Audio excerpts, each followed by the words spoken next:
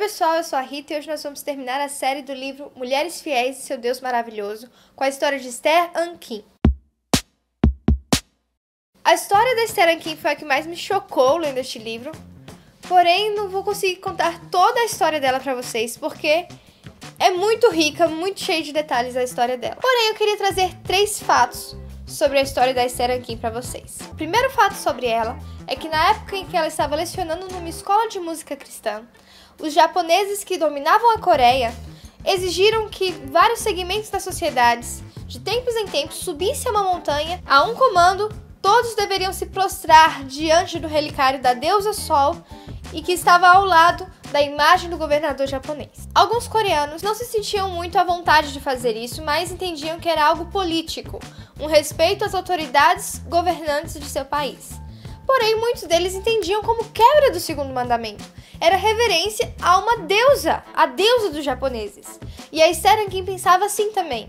E quando ela foi chamada, junto com toda a sua escola cristã, a subir lá para reverenciar a deusa Sol, enquanto todos se abaixaram para reverenciar a deusa, ela se manteve de pé, sabendo que por ela ser líder, por ela ser uma professora, muito provavelmente ela seria presa e torturada por causa disso. Mas Deus é muito bom, e ao ser intimada para prestar depoimento por causa da sua falta de reverência, enquanto ela estava na sala do oficial de justiça, o mesmo recebeu um telefonema.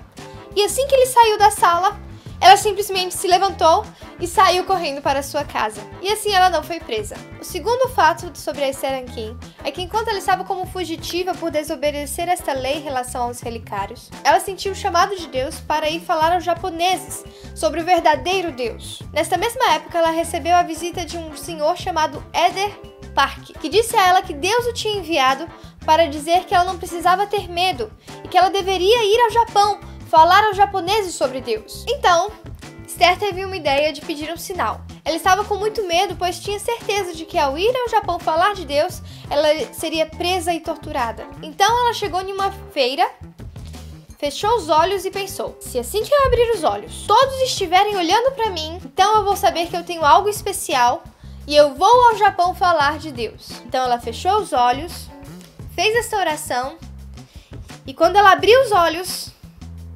ninguém estava olhando para ela. Ninguém tinha percebido a presença dela lá na feira. Então, ela voltou para casa, meio assim descontente, e conversou com sua mãe sobre isso. E eu achei muito interessante o que a mãe dela falou. A mãe dela foi compreensiva, mas firme, e disse para ela o seguinte: você quer fazer aquilo que a Bíblia não diz. Jonas não orou pedindo sinal antes de ir para Nínive. Esther não pediu um sinal antes de aparecer na presença do rei. É errado e perigoso pedir a Deus aquilo que a Bíblia não nos manda pedir. A Bíblia é o nosso guia. Então a Esther Anquim decidiu ir ao Japão e fez das palavras da rainha Esther as suas palavras: se eu perecer, pereci.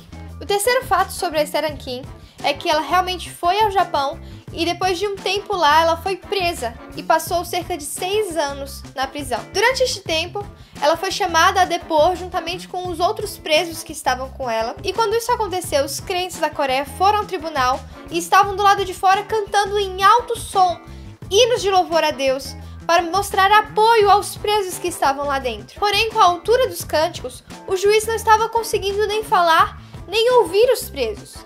Então a Esther Anquim se levantou e pediu ao juiz para poder conversar com as pessoas lá fora. E assim que ela chegou lá fora, ela falou: irmãos, eu preciso agora falar da minha fé ao juiz. Só que ele não está conseguindo me ouvir por causa do som de vocês. Então, por favor, orem por mim, pois agora vai ser o momento de eu testemunhar de minha fé. E todos a uma só voz falaram amém. Se prostraram e começaram a orar por aqueles crentes que estavam lá dentro. Quando a Esther voltou, o juiz estava abismado de que como aquela mulher, magra, pequena, tinha conseguido acalmar uma multidão.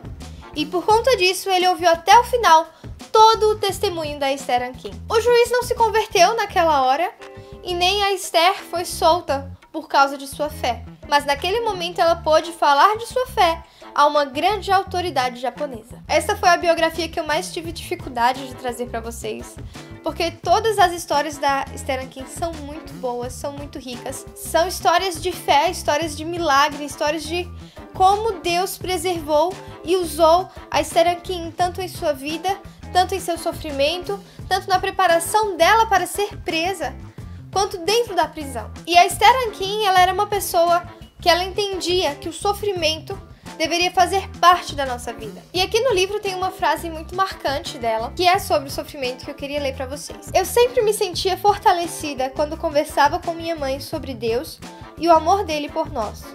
Comecei a pensar que a vida podia ser melhor vivida neste tempo de perseguição. Poderia até ser uma figura mais verdadeira do crente, o agonizar, o sofrer, o ser odiado e torturado, e até ser morto em obediência às palavras de Deus, em lugar de ter uma vida comum e insignificante. Essa frase me marcou muito na época que eu li este livro. Como eu falei, eu queria ser missionária e eu tinha medo de sofrer se eu fosse missionária. Os sofrimentos e a história da Esther Rankin me fez abrir os olhos para ver que o sofrimento, ele deve fazer parte da vida do crente. E nós podemos demonstrar mais o ser cristão nos nossos sofrimentos. Então se prepare para sofrer. Não tenha medo de sofrer por Cristo. A Bíblia nos diz que bem-aventurado aqueles que sofrem por amor de Cristo Jesus. É isso, pessoal. Eu fico por aqui. Se você gostou dessa série, dê o seu like, comente aí nos comentários, compartilhe com seus amigos. E se você ainda não é inscrito no canal, se inscreva, aperte o sininho.